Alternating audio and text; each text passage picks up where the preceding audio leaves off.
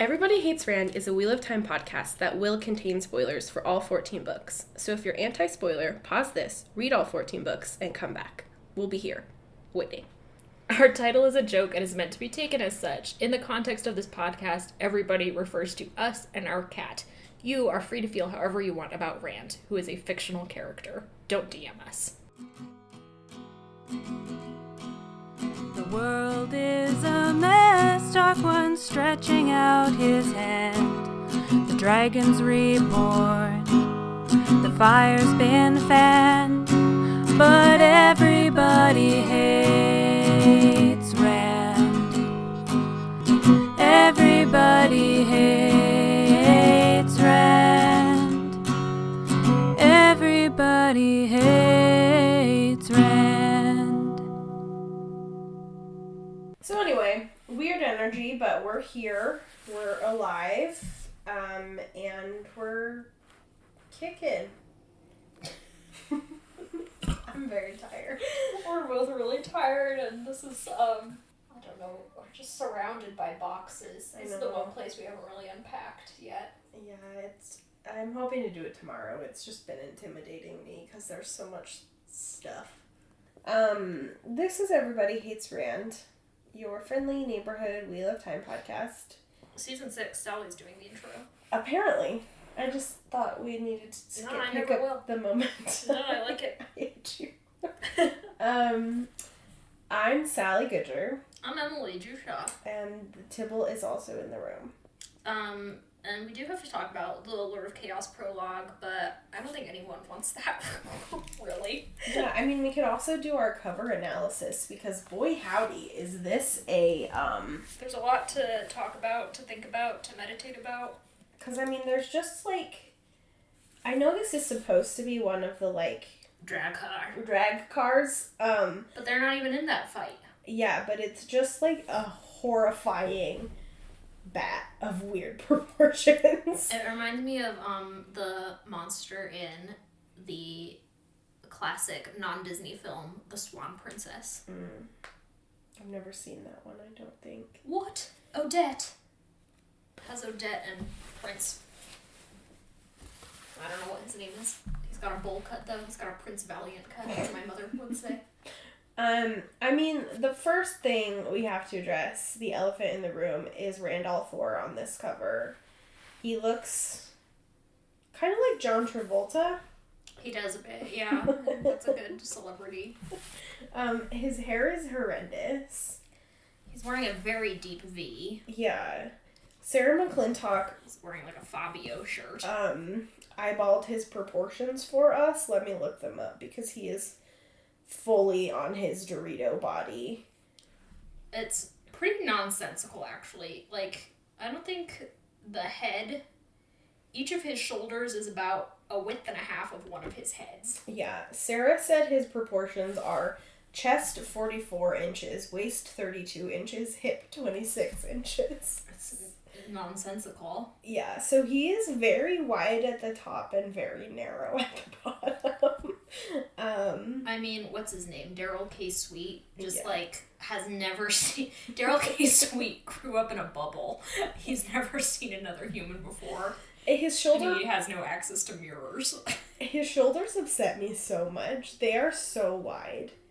You could so easily retouch this. I mean, again, his arms do not reach his, hands, or his arms are very short. I didn't notice. They, barely go past his hip. He just sort of doesn't... I don't like to look at his face. His face doesn't match any of the other Rand faces we've seen. No, also his leggies look way too short. His whole face looks about 48. And it once again looks like he's wearing jeans. It does look like he's wearing jeans, and this pristine white shirt after, as we know, he's been locked in a box for, 3 days? Mm-hmm. And I like how one hand is in a fist. And the other is open, indicating both vengeance and mercy. I don't know. Very good analysis. And we have this woman swooning over here. The hint is that she's Red Aja because she's got her, red symbol cloak. But she's also got red hair, like pretty much every one of Rand's love interests. Mm-hmm.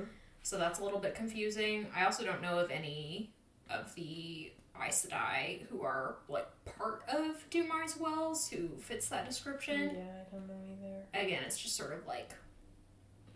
Look at how whack her hair is, though. It's, like, short on top, like she has a mullet. Well, she looks like she's on a romance cover. Yeah. Like... I mean, they both do. Yeah, they do. The color palette of orange and pink and purple doesn't help that very much. It's just a very troubling cover. Rand looks very domineering, which I get is, like, the point at the end of Lord of Chaos, but it's not a thing that I like. Kneel, Aes Sedai. Or you will be nailed. Yeah, that's not even Or is the that line, Mazrim Tem? but it is Mazrim Tem, but Mazrim Tem doesn't get the fun southern accent. Well, yeah, I don't know what Mazrim Tem has sounds an annoying like Utah a villain. accent. He sounds like me. I see you, villain. I see you, villain. Yeah, Rand gets a country accent. Yeah. Eldritch Blast. Eldritch Blast. So anyway, the cover is ridiculous, but what else is new? It's one of the least faves, I guess I'd say. I really like the colors on it. So, like, if we could just delete Rand from it and have this nice sunset and, like, a weird bat. Again, the bad thing isn't there. I don't get it. There are no dark hound, dark spawn, whatever. Shadows. Shadows, I can't remember. At Dumai's Wells, like, that's the whole fucking point. Yeah, it's people doing the bad stuff. It's, oh, damn, Daniel. Damn. Daniel. Stupid. I mean, I guess half the Red Aja are also Black Aja, as we talk about in this prologue. Yeah. Do you want to look at my alt titles now Oh, or in Christ. the future? I don't know. What do we have anything to say about the rest of the prologue? I mean, yeah, I can synopsize it and things. I just want to know if we want to save the Lord of Chaos titles or if you want to just read them now because it's appropriate since we just talked about the cover. Okay, I'll read them. Now, we'll put this down. Okay, for some reason, I don't have an explanation for this, but I did structure all of the alternate Lord of Chaos titles as though they were articles in the Onion. Okay. I don't really know why. It just sort of happened. Okay. Like, I got 2 or 3, and then I was like, I'm just going to do all of them like this. So, listen and judge whether I should be an Onion article writer. Here you go. Okay.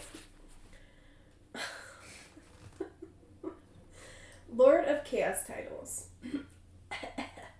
Written by Emily Jushaw on October 30th, 2020 at 11:36 a.m. Yesterday? That's what it says. Maybe I that's don't know. when the note was created. It's not, though. I created it the night before when eggs sprang into my head. Egg. Local sorority girl better at politics than actual politicians. I'll just reuse that one for the rest of Egg's arc as the Emerald. Good for you, Egg. Perrin. Wolfman beginning to think that local wolves might need to unionize. Dumai's Wells is so chaotic with the wolves. Yeah. They're just like, hey, come help me rescue my dumb friend. And the wolves are like, what? We're like, nah. We'd rather not, though. Nah. Rand. Leadership is actually pretty easy if you kind of just let people do what they want. Local dictator discovers. Mazrim Tem. Villainy just isn't as tough as it used to be, reports evil mastermind. I mean, seriously, he just walks in and is like, please give me a position of extreme power, and Rand's like, this guy seems trustworthy. This sounds great, I'd love to. It fucking makes me so angry. I know, so stupid. Elaine. Local princess expects life to turn into a Hallmark Christmas movie any day now. That one's so brutal because it's so true. Min. Woman walking out of Sephora. Okay, sorry. Woman walking out of Sephora braces herself to be mobbed by love-struck men. Nynaeve. Woman voted most likely to cure cancer in high school, still just looking for the recognition she deserves. Galen. Local man just keeps failing upwards.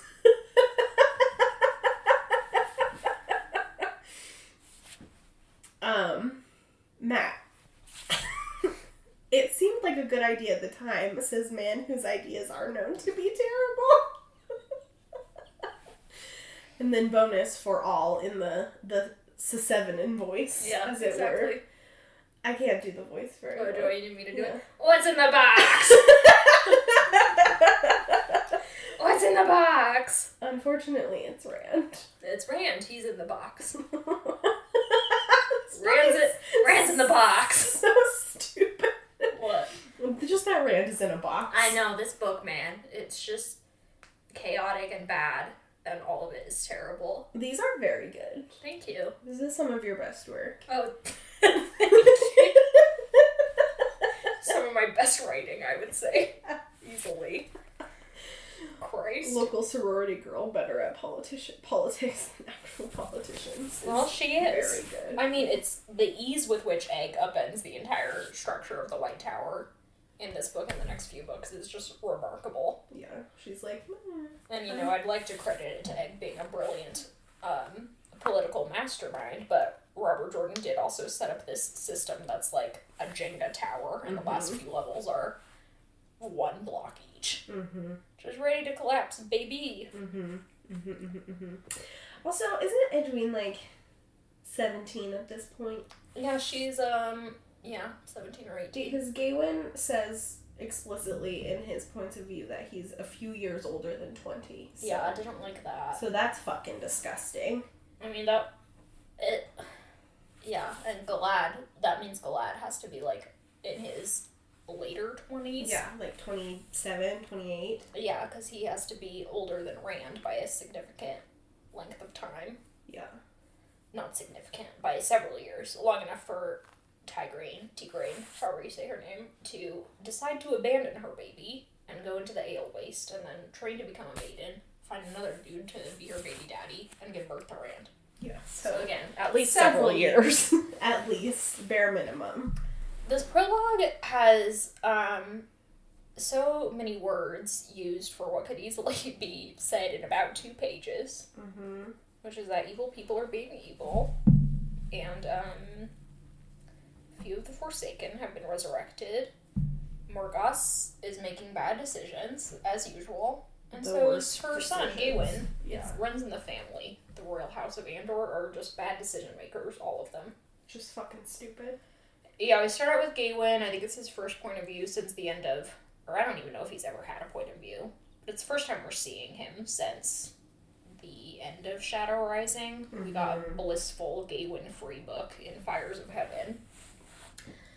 We find out that he's leading this group of lads named the Younglings, and apparently the core group is those who fought in the White Tower when Swan was deposed, specifically those who fought to have Swan deposed, which is confusing. And then the rest are just, like, dudes who are just joining for the hell of it seems like. And Gawain mentions that they no longer train with warders, so I'm like, where are all the warders, you know? Yeah. They didn't all leave with the rebel Aes Sedai. There should still be warders in the White Tower. And I guess they're just like, well, we don't really want to train young men again because Gawain fucked it up for everyone by showing us that once you train a young man how to use a sword, he could easily stab you with that sword. Wow. For no other reason than that he doesn't like Swan. Gawain, tries to provide this rationalization for what's going on here, but he honestly sounds like Iago in Othello, with just, all these bad things have happened, but literally none of them are justification for what he does. Yeah. He's just so terrible. And he talks about how he really just did it because Elaine disappeared and so did Egg. No mention of Nynaeve. He does not give a fuck about her. And he's like, I don't even have the right to think about Egg. And I'm like, shut up. I mean, first of all, correct. You don't have the right to think about Egg. Yeah, but your sad boy self debasement is not cute. No.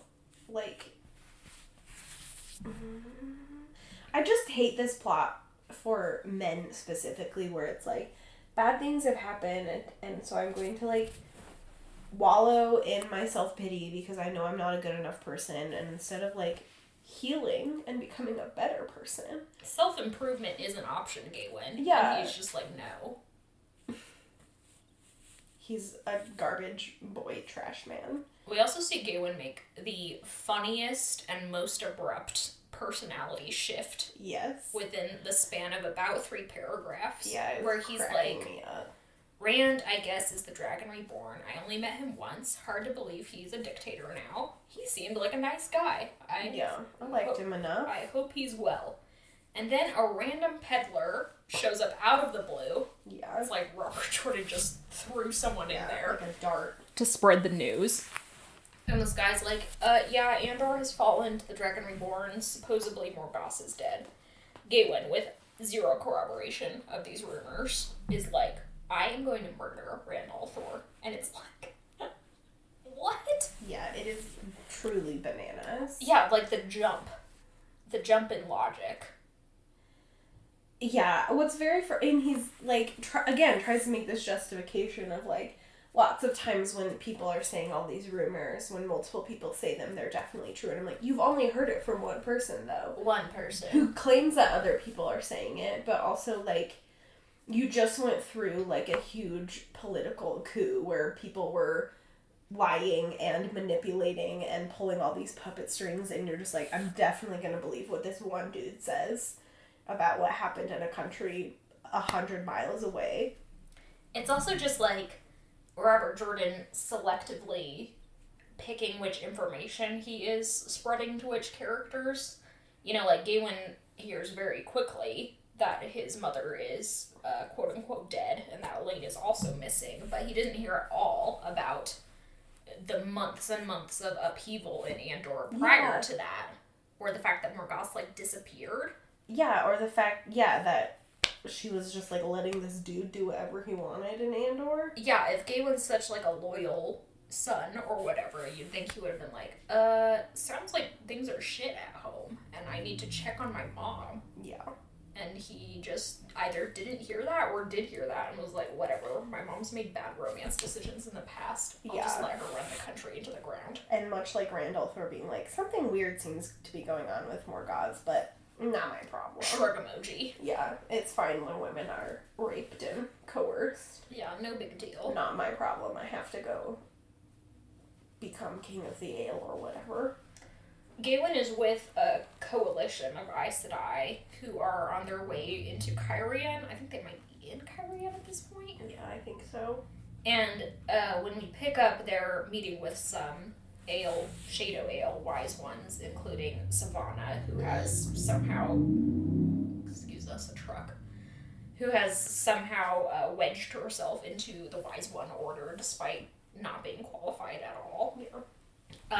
And there's also a woman named Thrava, who we will see again and again throughout all the Shadow points of view, and some other woman whose name escapes me, except that I'm pretty sure that she gets brutally murdered by the Shadow Wise Ones later in this book. Oh, yeah. As justification to, like, do something. Yeah, and then Savannah's like, haha, I now have this secret to hang over them all that they all murdered. That they did, like, a ritual murder. Like a Midsommar murder of one of the other Wise Ones. It's buck wild. Yeah. This plot is just so weird. But this coalition of Aes Sedai is headed toward Rand.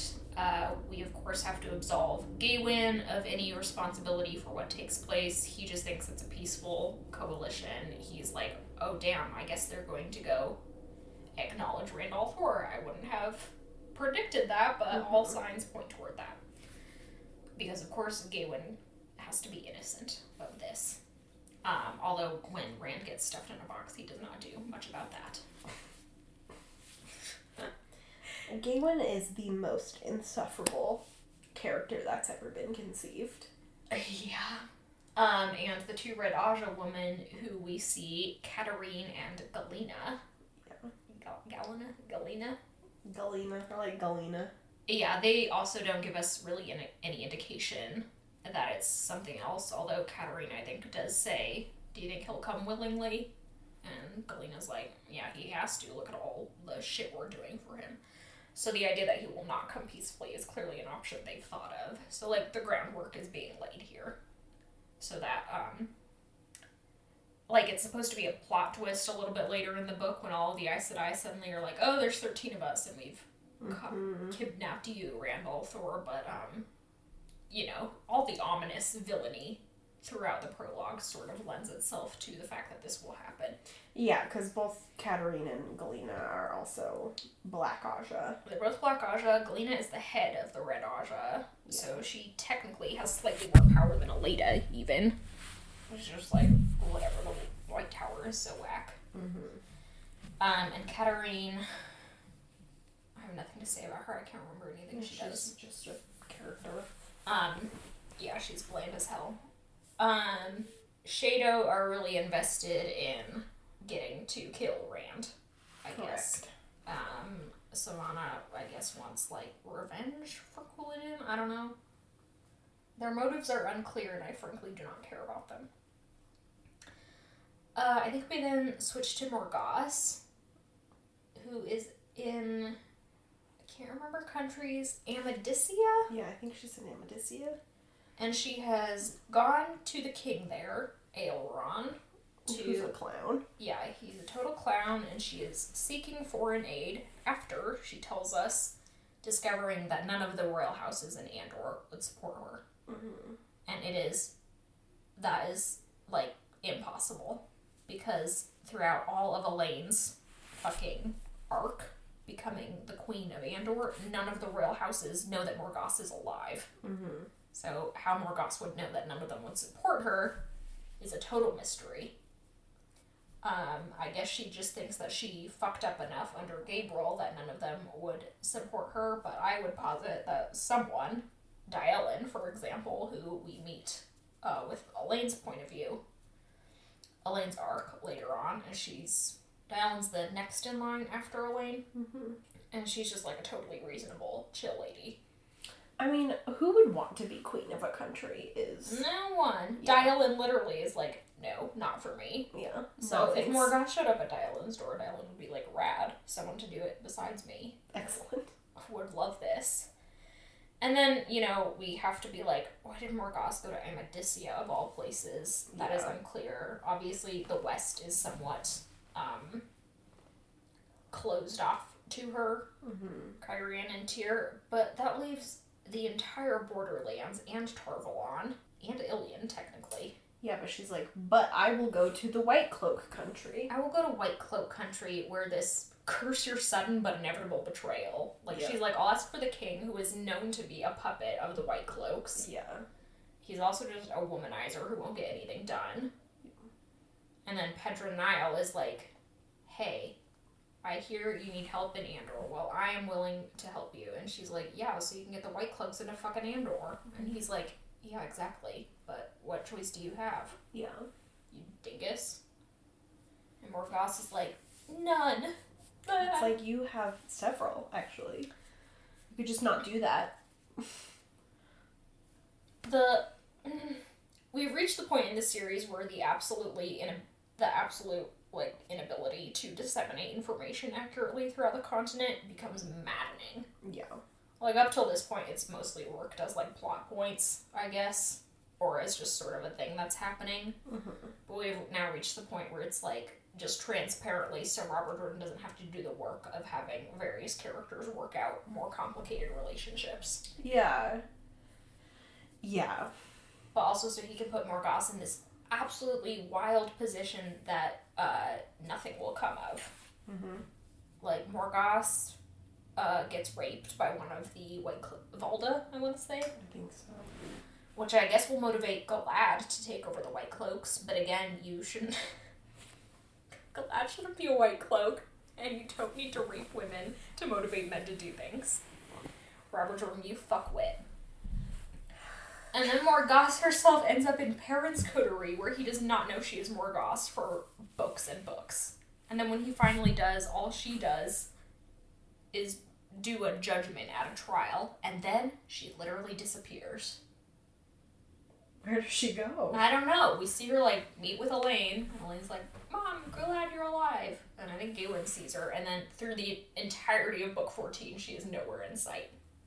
She's off with her new paramour, Talonvor. She's not even doing, like, helping refugees or helping the wounded like other rulers are during the last battle. She's just off being a clown. We're also at the point in the story where, like, my ability to engage with the text is getting put on thin ice simply because I cannot, like, I just don't have the same commitment to monarchy. Yeah. And, like, the divine right of certain families to rule a country that the Wheel of Time demands me to have. Like, I get it. Morgause doesn't want to leave Andor in the hands of someone who would be bad to the people. But it's like, you don't have a right to be on that throne, you know? Yeah, there's nothing... Like, it just is a very frustrating plot to me. Yeah, like, Morgause is already an intolerable character. As an example, she throws a complete tantrum for no reason. Yeah, because everyone's, like, making fun of her and Talonvor flirting. You Yeah. know? But she's, like, a full grown-ass woman with 2 children. She's in her 40s, at like, the least. She, like, throws a cup of wine or punch, something. yeah, at Brienne. And is like, get out! And everyone was like, Jesus. Oh my god. Yeah, she's basically just a child masquerading in a woman's body, Yeah. which is nonsensical. Because everyone has been like, she's a fine ruler up until now, and all traces of that gone. Yeah. As soon as she needs to be an idiot. But yeah, she's already difficult to tolerate, and then just everything she represents is, like, nonsensical. Yeah. Yeah, Wheel of Time is so committed to the idea of monarchies, and who has the right to rule, and democracy who? Never heard of her. Yeah, it's monarchy, and then Rand comes in and is like, empire, and everyone's like, cool, monarchy, but bigger. Monarchy, but make it bigger. Sounds great. No, it's not. It's not great. And it actually inherently weakens the entire continent. Yeah. Alexander the Great did that too. We'll learn about that. Stupid assholes. In Emily's presentation. I think probably you'll have already learned about it, since we'll probably record that tomorrow. Yeah, that's what I was thinking. Yeah, Christ. So, yeah, Morgause is just insufferable to me in literally every way, shape, and form. Talonvor's insufferable. He's a total asshole Yeah. to her. She's like, you need to respect me as your queen. And he's like, you're not acting like a queen. And I'm like, you still need to respect her as a person. Yeah. Like, Also, like, it is sort of what you opted in for. You can't just change the terms and agreements now. Like, you spent so much of your life putting her on a pedestal and being like, my queen, I would die for you. And now you're like, you fucked up, so I'm going to... be an asshole? Yeah, like, you got knocked off the pedestal for me, so now I'm going to treat you like dirt. And it's like, buddy. No wonder she is like, what the fuck? Yeah. Yeah. And I think Robert Jordan is, like, trying to play it as, like, look, he's challenging her in some way. Because she has had absolute power her whole life and needs to be challenged. And it's like, that's not true. I mean, she does, but not in a romantic context. Yeah. She needs to be challenged in terms of government, in terms of philosophy, by the people. Not her young fucking stud. Not her, yeah, her young slam piece. God, I hate it. Yeah, Talonvor is also another... Wow, we really are just getting the most insufferable characters in the second half of this prologue. I know, aren't we? Talonvor and Galen are just, like, in a constant locked battle for least valuable player. It's so true, though. Barf. Okay, anyway. Then it's catching up with the Forsaken time. Sitcom. What would the sitcom of the Forsaken?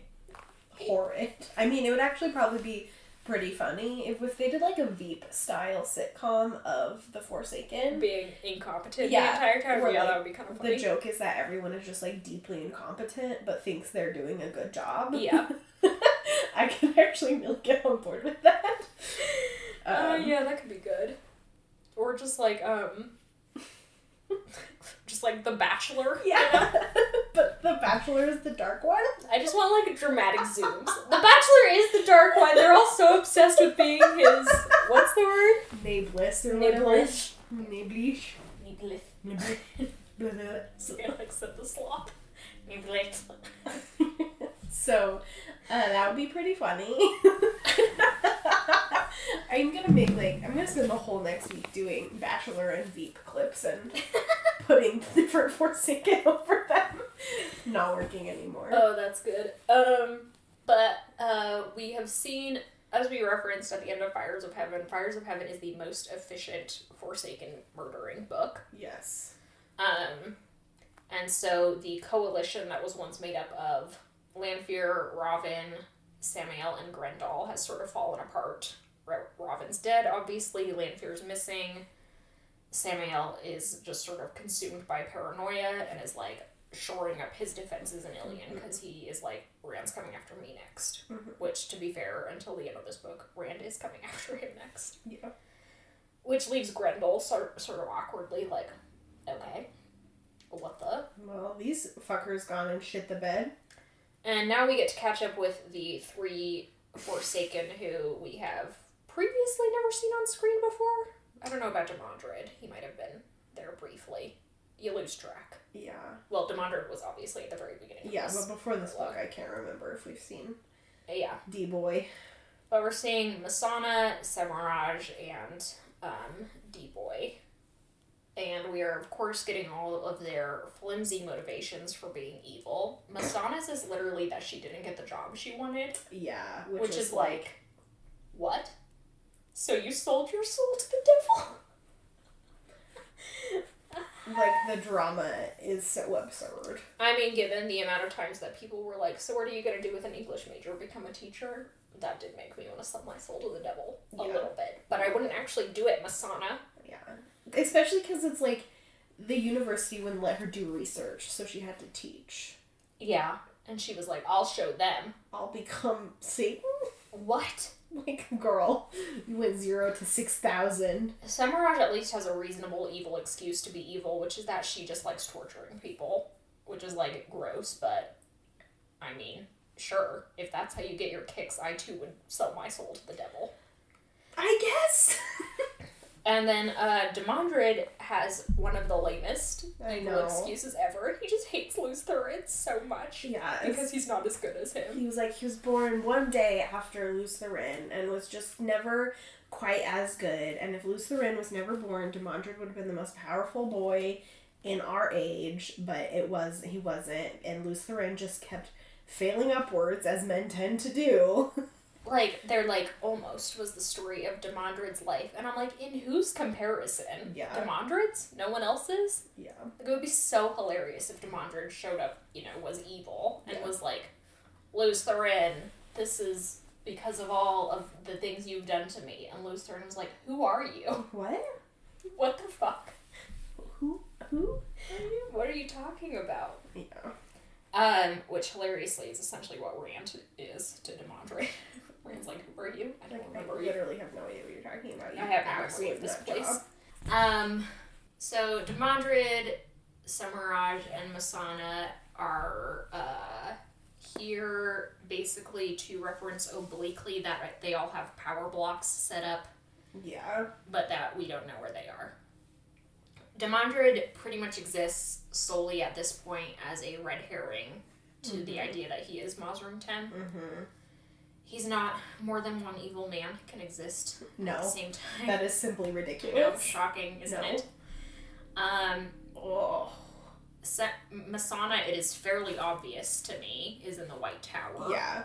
Because she knows so much about the White Towers.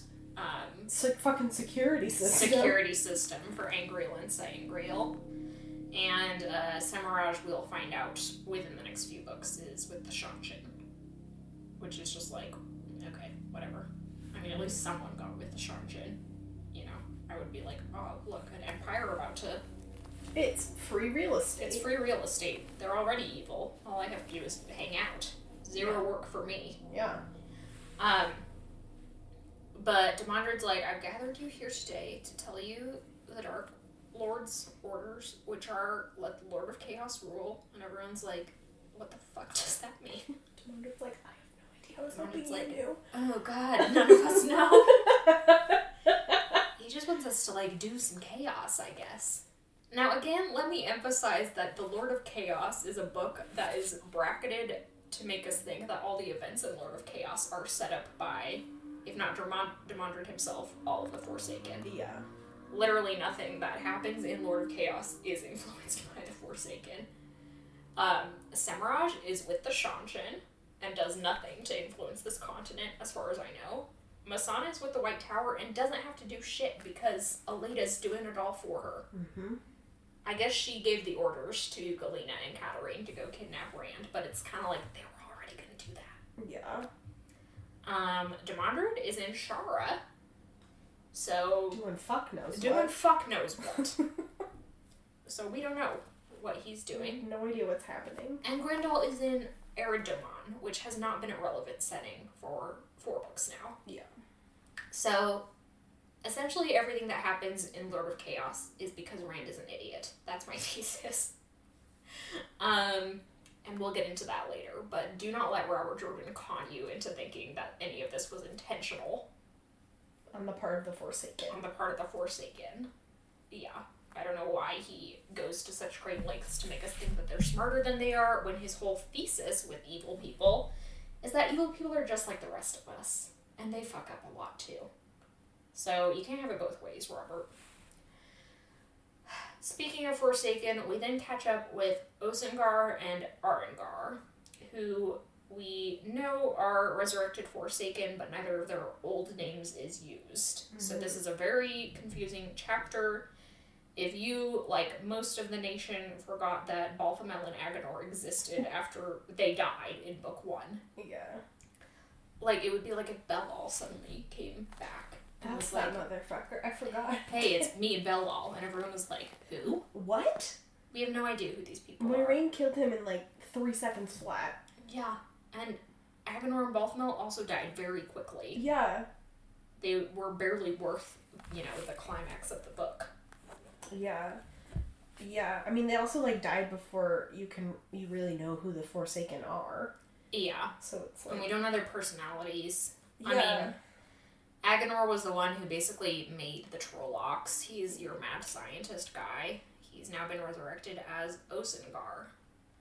Balthamel was a huge womanizer, and we're told he's very reckless.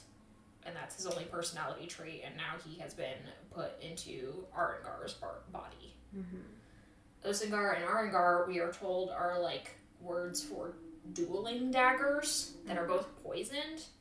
So you'd think maybe these two would like work in tandem, but they don't really. Oh well.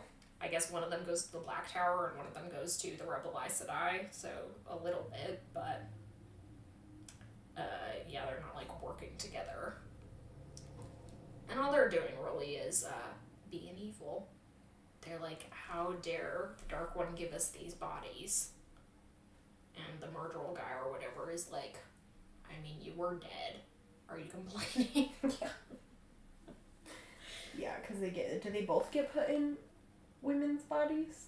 No, Osengar is a man. Okay. I guess that makes sense if he went to the Black Tower. Duh. He goes to the Black Tower and will become part of Rand's coterie, I guess. Arengar is just not worth talking about, It's just stupid. I mean, yeah. Yeah.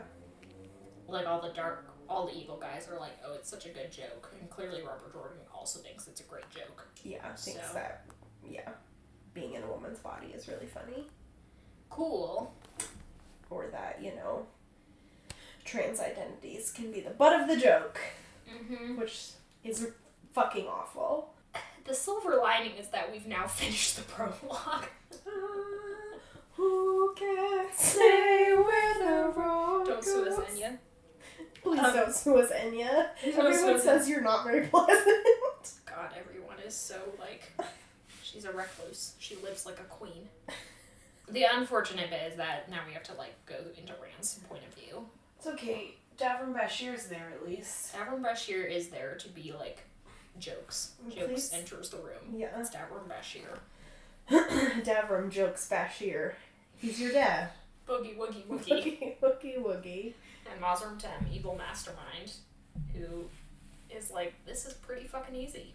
Because Rand is the dumbest person alive. And I do not want to hear any arguments about how Rand is making necessary sacrifices to get Mazerum Tem's knowledge. He's just being stupid. That's the Lord of Chaos prologue. It was... Rancid. Yeah. Tough to get through. That's a good word for it. It was rancid. Yeah. Much like the stink of Sidon or whatever. Made me feel like I was going slowly mad. Yeah. For Mimics content, am I right?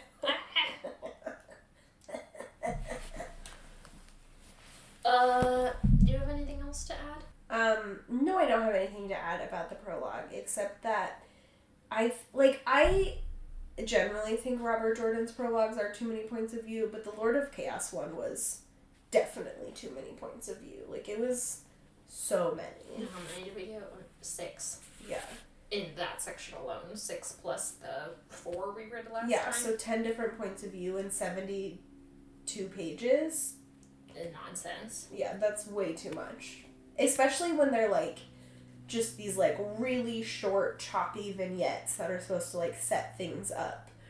And it's just, like, too much to follow. It is just too much. Genuinely, there's very little payoff for any of these. But because they're positioned in the prologue, you are anticipating payoff the entire time. And then when you don't get it, it's bad writing. Correct. So, sort of a downer, I guess, but what do you expect? This is Lord of Chaos. Like we said, it's all bad. It's all bad. Thank you to Glenna McKenzie for our theme song. Thank you to all of you for supporting us, especially our Patreon supporters who made possible this new and much quieter studio space. If our sound is soft this week, it will improve as I start to get new equipment and things. That's next on our agenda. Follow us on social media. You can tune into the video game live stream every Friday at 5:30. Last Friday I played Minecraft with friend of the podcast Devin for a couple of hours. Probably go back to Final Fantasy 15. But, you know, it really depends on how the American election turns out. So, we'll see. Yep, and speaking of that, to our American friends or friends around the globe who are concerned, I really hope that you have all done your part and voted, but definitely worth noting that voting is not the end-all be-all of civic duty, and definitely not the end-all be-all of harm reduction, no matter which one of the candidates wins. Obviously, there's a better choice in Joe Biden, but Joe Biden also does not have an excellent history of being extremely progressive or liberal. He's actually quite moderate and conservative. So just, I'm not saying all this to, like, really get you down, but I just think that it's worth it, if you have not done so already, to learn about the community aid and mutual aid organizations in your particular community, wherever it is, and organizations, the grassroots organizations, the grassroots political organizing organizations. These are the people that are going to take care of you and take care of your community.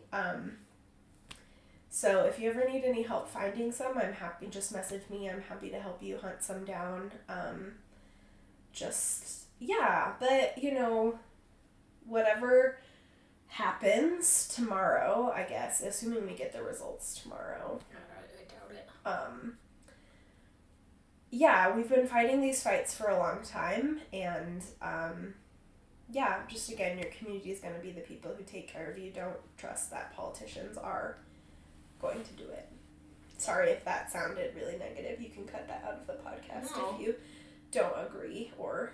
Politicians don't have human people's best interests at heart. They generally have corporations' interests at heart, regardless of whether you're talking about Donald Trump or Joe Biden. That said, Joe Biden is obviously the correct choice because significantly fewer people's lives will be at stake. That said, whoever wins, we're going to keep fighting. Yep. And that's what matters. Yep. Okay, Do you have a sign off? I do. I don't think I've used this one before, but a few weeks ago I was at the aviary, and I am just the type of person who talks to birds. Sure. Is just a fact about me. One of the first things I knew about Sally was that she greeted pigeons. Hello, pigeon. Yeah. She said to every pigeon we saw in London, which was many pigeons. And I still cannot believe to this day that Emily and I still talk. So, because I am a freak. I found it charming. But I was walking somewhere through the aviary, and one of the exhibits that I like a lot has the laughing kookaburra, the blue-faced honeyeater, and the masked lapwing, if anyone wants to look up those birds. But the lapwings were just, like, on the ground being cute, and so I was like, hi! And suddenly from the exhibit, someone goes, hello!